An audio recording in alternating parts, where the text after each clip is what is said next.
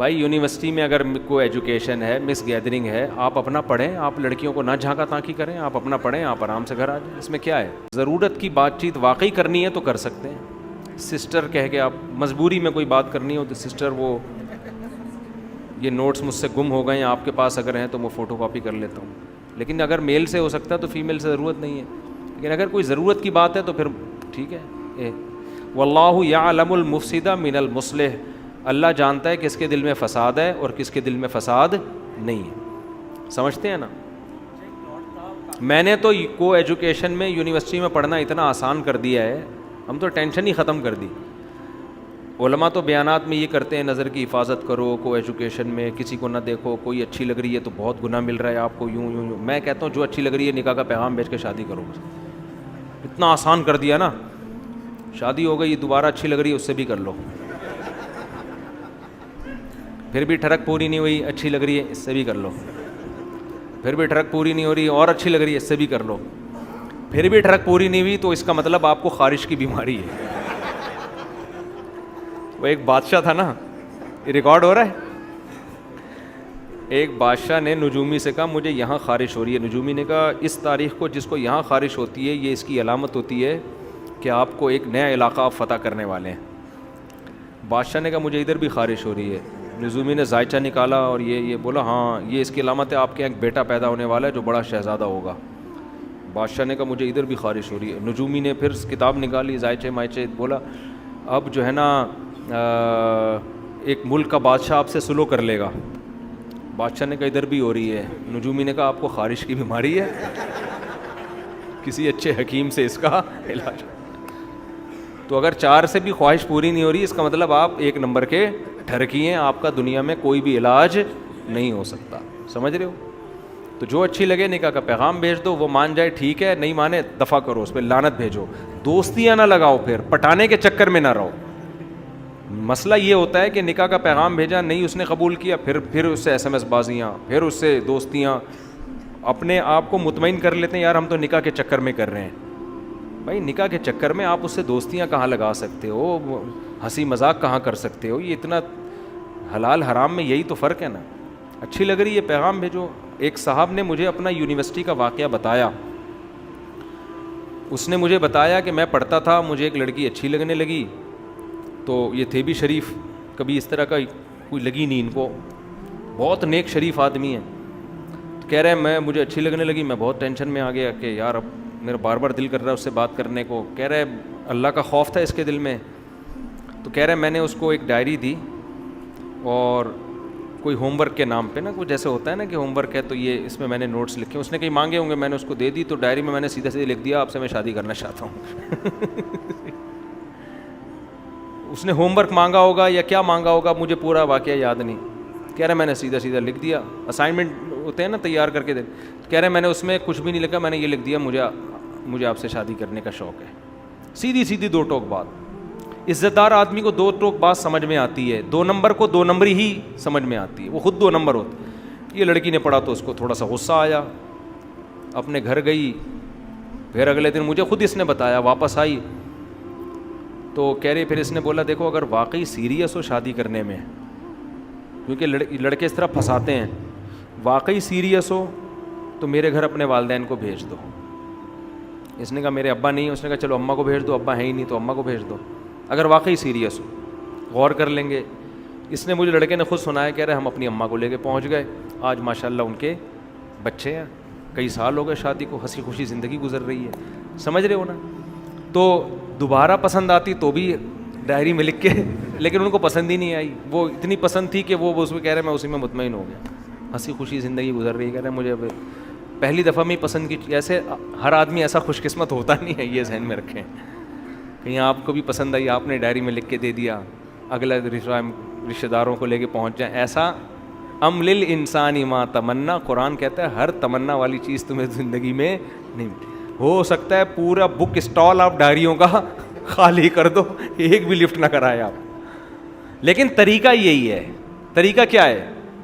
یہی ہے. نکاح اللہ نے حلال کیا ہے، پیغام بھیجو. نہیں ہے اگر وہ کہہ دیتی بھائی مجھے نہیں کرنی آپ سے، ختم، دماغ ہٹاؤ وہاں سے. یہ جو عشق کے جذبات کہتے ہیں نا ختم نہیں ہو رہے، یہ اس لیے ختم نہیں ہوتے آپ ختم کرنا چاہتے نہیں ہو.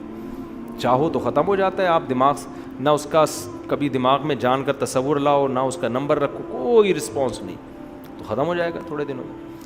سمجھتے ہو؟ تو یہ بہترین حل ہے, اس سے فتنے سے بچو گے. حلال پہ آ جاؤ تو حرام سے بچ جاؤ گے. آپ کو تو بہت آفریں آتی ہوں گی. آپ اچھا شادی شدہ ہیں ماشاء اللہ. مفتی صاحب آپ کے دانت بہت صاف ہوتے ہیں, آپ خود بھی بتا رہے ہوتے ہیں, آپ کیا استعمال کرتے ہیں ہمیں بھی بتا دیں, نوازش ہوگی.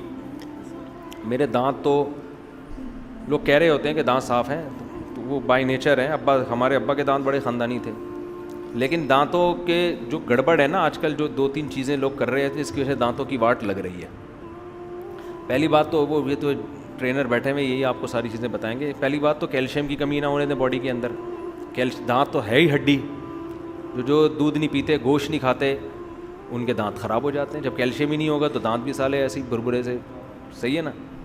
دھوپ میں بیٹھا کریں کبھی کبھار, وٹامن ڈی کی وجہ سے کیلشیم ہڈیوں کا جوس بنتا ہے وغیرہ وغیرہ. دوسرا مسئلہ یہ ہوتا ہے کہ دانتوں کا خلال نہیں کرتے لوگ. برش کی تو پابندی کرتے ہیں, خلال کی پابندی. دانتوں میں جب روٹی گوشت اٹک جائے نا, وہ دانتوں کا بیڑا غرق کرنا شروع کرتا ہے. برش سے زیادہ امپورٹنٹ خلال ہے. سمجھتے ہو؟ اگر آپ برش نہ بھی کریں, خلال پابندی سے کریں, تو وہ زیادہ ضروری ہے دانتوں کے لیے. سمجھتے ہو کہ نہیں سمجھتے؟ تیسری چیز ہے ٹوتھ پیسٹ کون سا استعمال کرتے ہیں. اس بعض ٹوتھ پیسٹ دانتوں کا بیڑا غرق کر رہے ہیں. وقتی طور پر ایسے چمک جائیں گے جیسے تیزاب سے دھوئے ہوں آپ نے دانت. دیکھو ٹوتھ پیسٹ میں بھی بعض دفعہ اینٹی بایوٹک ہوتی ہے, وہ آپ کے جراثیم ہر طرح کے مار رہے ہوتے ہیں. اینٹی بایوٹک تو جب بھی آپ لو گے, یہ ماؤتھ واش جو استعمال کر رہے ہیں, اگر آپ پابندی سے کرو گے تو بیڑا غرق ہونا شروع ہو جائے گا. اس لیے کہ ماؤتھ واش اینٹی بایوٹک ہے, وہ آپ کے صحیح اچھے والے جراثیم بھی مار دیتا ہے اور گندے والے بھی. تو کبھی کبھار تو ٹھیک ہے, لیکن عادت بنا دیں گے خراب ہو جائیں گے. میں آپ کو دانتوں کا ایک بہترین طریقہ بتاتا ہوں صاف کرنے کا. آپ نے ہمت ہے نا, ٹوتھ پیسٹ اور برش ہمیشہ کے لیے چھوڑ دو. اگرچہ میں نے نہیں چھوڑا ہوا ہے, میں کرتا ہوں, لیکن اگر آپ خاندانی دانت چاہتے ہو نا, آپ ٹوتھ پیسٹ اور برش کو اپنی زندگی سے ہمیشہ کے لیے نکال دو. سمجھتے ہو؟ آپ نیم کی مسواک پہ آ جاؤ اور خلال پابندی سے کرو. نیم لو, نیم کی ٹہنی کاٹو, تر ٹہنی, اسے 1-2 دن کے لیے رکھ دو گے تو وہ خشک ہو جائے گی. خشک ہونے کے بعد اس کا برش اچھا بن جائے گا. سمجھتے ہو؟ ایک نیم کی مسواک لے لو, ایک پیلو درخت ہوتا ہے نا, کیونکہ ایک جیسی مسواک نہیں کرنی چاہیے ہمیشہ. دانت کو جب بھی ایک ہی چیز یوز ہو جائیں گے, پھر وہ باڈی اس کی عادی ہو جاتی ہے. تو 2 مسواکیں رکھیں, 2 ٹائپ کی. آپ نے کیا, میرے والد صاحب 63 سال میں ان کا ایک دانت بھی خراب نہیں تھا, ایسے چمکتے ہوئے سفید دانت. حالانکہ میں نے ان کو کبھی بھی برش کرتے ہوئے نہیں دیکھا. سفید دانت تھے, خاندانی دانت تھے, 63 سال کی عمر میں بھی فٹ فاٹ, بالکل کوئی دانت نہیں ان کا خراب تھا. کبھی بھی میں نے نہیں دیکھا ان کو برش کرتے ہوئے, نہ ٹوتھ پیسٹ کرتے ہوئے. وہ ہمیشہ مسواک کرتے تھے بس, اور رات کو ڈینٹونک جو ہے نا وہ رات لگا کے ہلکا سا مسئلہ, بس اس کے علاوہ کچھ بھی نہیں تھا. تو آپ نے کیا کرنا ہے کہ مسواک لے لیں نیم کی, اور ایک پیلو کی مسواک لے لیں. 1 ہفتہ نیم کی مسواک سے دانت صاف کیا کریں, اور 1 ہفتہ, اور ہر دفعہ اس کا نیا برش بنائیں. اب یہ ٹینشنیں لوگ اٹھانا پسند نہیں کرتے. کھانے کے بعد آپ نے دھاگے سے خلال کر لیا.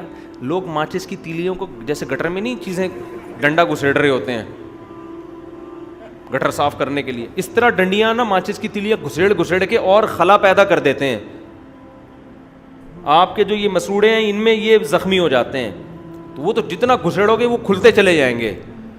اس لیے دھاگے سے یا بہت ماچس کی تیلی کو بھی اگر کرنا ہے تو اس کو بہت باریک سی وہ بنا لیں اس کی. تو یہ پابندی سے کریں. خلال کھانے کے بعد روٹی گوشت دانتوں میں اٹکنے کے لیے نہ چھوڑیں, فوراً نکالیں اس کو. ہمارے حضرت مفتی رشید احمد صاحب کے دانت بھی بڑے چمکتے ہوئے خاندانی تھے. وہ کھانے, حالانکہ اتنے ٹائم کے پابند, ان کے پاس تو 1 منٹ نہیں ہوتا تھا, لیکن کھانے کے بعد باقاعدہ شیشے کے سامنے کھڑے ہو کر خلال کرتے تھے وہ, کہ کسی بھی دانت میں کوئی بھی ذرہ خالی یعنی باقی نہیں چھوڑنا. باقاعدہ پراپر شیشے کے سامنے کھڑے ہو کر نا خلال کر کے دانتوں سے نکالتے تھے. تو یہ بہت ضروری ہے. یہ کام آپ نے پابندی سے کرنا ہے. اور مسواک کی پابندی کر لیں آپ. مسواک اس طریقے سے نہیں جیسے ہمارے نمازی بھائی کر رہے ہوتے ہیں, ایک ہی مسواک کا برش کئی مہینے چل رہا ہوتا ہے. اپنے ہی دانتوں سے آپ نے مسواک کا برش تیار کرنا ہے. اس کا چھلکا اتار لیں اور دانت پہ رکھ کے مسواک کو ہلکا ہلکا گھماتے رہیں, چباتے رہیں. وہیں سے کیا ہوتا ہے, آپ کے جو مسوڑے ہیں نا یہ کھلنا شروع ہو جاتے ہیں. اس میں مسواک کا کیمیکل جذب کرنے کی صلاحیت بڑھ جاتی ہے. جب آپ چباتے ہیں نا تو یہ بلڈ کا سرکولیشن بڑھتا ہے آپ کے مسوڑوں کی طرف. جب وہ بڑھتا ہے تو وہ کھلتے ہیں تو وہ مسواک کا کیمیکل جذب کرنے کی ان میں صلاحیت پیدا ہو جاتی ہے. یہ چیز برش میں نہیں ہے, سمجھ رہے ہو نا. تو پھر جب آپ مسواک کرتے ہیں اس کا کیمیکل جاتا ہے اندر, اور وہ خالص آرگینک کیمیکل ہے, وہ انسانوں کا بنا ہوا کیمیکل, اس کے کوئی سائڈ افیکٹ نہیں ہے. آج جو ٹوتھ پیسٹ آپ استعمال کر رہے ہیں, کل ہو سکتا ہے میڈیکل سائنس تبدیل ہو جائے, بولے بھائی یہ نقصان ہے اس کا, یہ سائڈ افیکٹ. سمجھ رہے ہو نا. کتنے ٹوتھ پیسٹ ایسے تھے ڈاکٹروں نے استعمال کروا کے وہ رجوع کر لیا.